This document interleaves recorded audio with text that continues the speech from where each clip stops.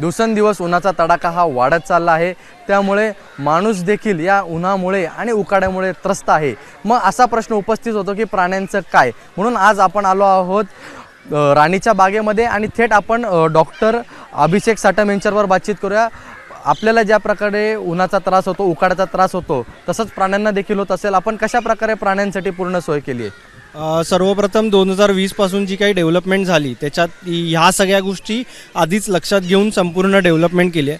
पूर्वी किंवा इतर प्राणी संग्रहालयात जी पाण्याची व्यवस्था असते ही उथळ पाणीचा एक पॉन्ड केला जातो आणि ते पाणी स्टॅग्नंट असतं किंवा रोटेट नसतं।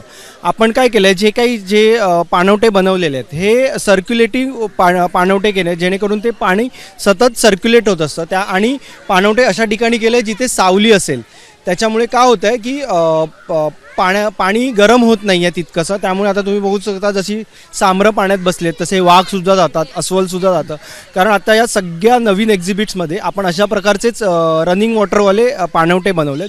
दुसरी महत्त्वाची गोष्ट, राणीबागेत 6000हून अधिक वृक्ष वनस्पती आहेत, त्याच्यामुळे इकडे जे तापमान आहे बाकी बाहेरच्या तापमानापेक्षा 1-2 डिग्री कमी असतं। प्रत्येक प्रदर्शनीमध्ये नॅचरलिस्टिक हॅबिटॅट बनवलं आहे, जसं की गवत आहे, वेगवेगळ्या प्रकारची झाडं आहेत। जितकी नैसर्गिक सावली किंवा नैसर्गिक अधिवासाचं रूप देता येईल त्या प्रकारची व्यवस्था केलेली आहे, तर त्याच्यामुळे हे खूप महत्त्वाचं आहे। त्याच्यानंतर ज्या प्राण्यांच्या बसण्याच्या जागा आहेत तिथे शक्यतो सकाळी आपण पाणी मारून ठेवतो जेणेकरून ओलावा राहील, जसं वाघात आहे किंवा अस्वलाच्या इथे आहे। त्याचप्रमाणे ह्या प्राण्यांना जे काही शाकाहारी प्राणी आहेत जसं की हिप्पो आहे, माकडे आहेत किंवा अस्वल आहेत, त्यांना आपण आईस पॉप्सिकल देतो, म्हणजे बर्फाचे गोळे जे आहेत वेगवेगळ्या फळांचा ज्यूस काढून किंवा फळं चॉप करून त्याचे आईस पॉप्सिकल्स बनवतो आणि ह्या उन्हाळ्याच्या दिवसात त्यांना देतो। त्याचप्रमाणे जे मांसाहारी प्राणी आहेत, वाघ असेल, बिबट्या असेल, यांना आपण मांसाचं खिमा करून त्याचे आईस पॉप्सिकल देतो जेणेकरून त्या जो काही उकाडा आहे त्यात थोडा त्यांना रिलीफ मिळेल। आणि जे आपण बघतो की बाहेरच्या देशाने कसं कूलर, त्यानंतर AC अशा गोष्टी देखील काही ह्याच्यात लावतात, तर असं आपण लावलं आहे का? तसं तितकीशी गरज वाटत नाही, कारण आपल्याकडे तितकासा उन्हाळा जास्त नाही आहे। ज्या नागपूर किंवा सेंट्रल इंडियामध्ये जेवढी तापमान असतं तेवढं आपल्याकडे नाही आहे, त्यामुळे तितकीशी नाही। हां, गरज वाटली तर नाईट हाऊसमध्ये जिथे रात्रीच्या वेळी प्राणी असतात तिथे फॅनची वगैरे व्यवस्था केलेली आहे, गरज वाटली तर आपण ते सुरू ठेवतो।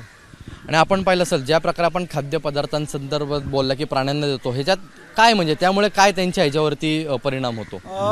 ही त्यांच्यासाठी एक एनरिचमेंट ॲक्टिव्हिटी आहे।